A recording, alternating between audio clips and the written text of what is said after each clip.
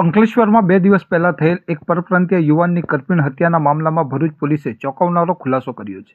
આ હત્યામાં કોઈ લૂંટ કે અંગત અદાવત નહીં, પરંતુ અનૈતિક સંબંધોની આડમાં થઈ હોવાનું પોલીસ તપાસમાં બહાર આવ્યું હતું.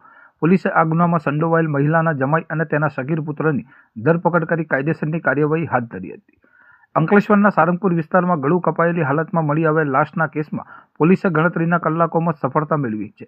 મૂળ ઉત્તર પ્રદેશના વતની એવા મુન્ના લક્ષ્મણ પાલ નામના યુવાનની હત્યા પાછળ પ્રેમ સંબંધ કારણભૂત હોવાનું સામે આવ્યું છે.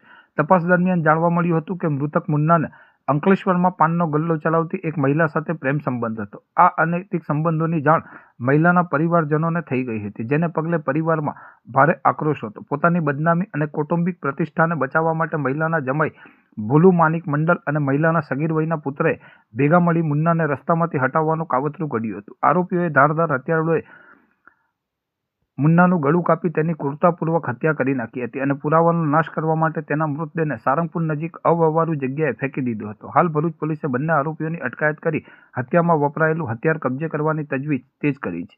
આ અંગે ભરૂચ જિલ્લા પોલીસ અધિક્ષક અક્ષયરાજ મકવાણાનાઓએ માહિતી આપતા જણાવ્યું હતું કે અંકલેશ્વરમાં થયેલ યુવાનની હત્યાના કેસમાં અમે ટેકનિકલ સર્વેલન્સ અને હ્યુમન ઇન્ટેલિજન્સની મદદથી તપાસ શરૂ કરી હતી. પ્રાથમિક તપાસમાં આ હત્યા અનૈતિક સંબંધોના કારણે થઈ હોવાનું જણાયું છે. આ ગુનામાં અમે મુખ્ય આરોપી ભોલુ મંડલ અને એક કાયદાના સંઘર્ષમાં આવેલ કિશોરની અટકાયત કરી છે.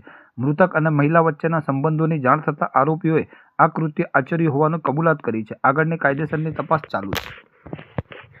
જી, તારીખ 17/4/2026ના રોજ અંકલેશ્વર જીઆઈડીસી વિસ્તારમાં આવેલી અંજની ધારા સોસાયટી પાસે પોલીસને એક અજાણી પુરુષની લાશ મળી આવે છે, જે શરૂઆતમાં એક અનઆઇડેન્ટિફાઈડ ડેડ બોડી તરીકે હોય છે, પરંતુ પોલીસ ગણતરીના કલાકોમાં જ શોધી કાઢે છે કે આ ડેડ બોડી કોની છે. જે ખ્યાલ આવે છે કે આ ડેડ બોડી જે છે એ મુન્ના, કે જે લક્ષ્મણપાલના દીકરા છે, જેની ઉંમર આશરે 47 વર્ષના છે અને એ યુપીના રહેવાવાળા છે, તેઓની છે. ત્યારબાદ પોલીસ દ્વારા ટેકનિકલ સોર્સના આધારે અને હ્યુમન દ્વારા ગણતરીના કલાકોમાં જ કોના દ્વારા તેની તીક્ષ્ણ હથિયારોથી હત્યા થઈ છે તે શોધી કાઢવામાં આવે છે. જેમાં ધ્યાનમાં આવે છે કે મરણ જનાર મુન્ના લક્ષ્મણ પારના કેટલાક અનૈતિક સંબંધો મહિલા સાથે હતા, શાંતિદેવી મંડળની સાથે, અને ત્યારબાદ જે છે તેમના જમાઈ એટલે કે ભોલુ માનિક મંડળ અને તેમનો દીકરો કે જે કાયદાના સંઘર્ષમાં આવેલું બાળક છે 18 વર્ષથી નીચેનું, તેમના દ્વારા જે છે એ આગલી રાત્રે એ વ્યક્તિની હત્યા કરવામાં આવેલી હતી. પોલીસે આ બંને આરોપીને હિરાસતમાં લીધા છે અને જે કાયદામાં આવેલું બાળક છે તેને એ પ્રકારે કે જે એક્ટ છે એ પ્રકારે જ્યુવેનાઇલ જસ્ટિસ એક્ટ પ્રમાણે તેના બોર્ડને સોંપવામાં આવેલો છે.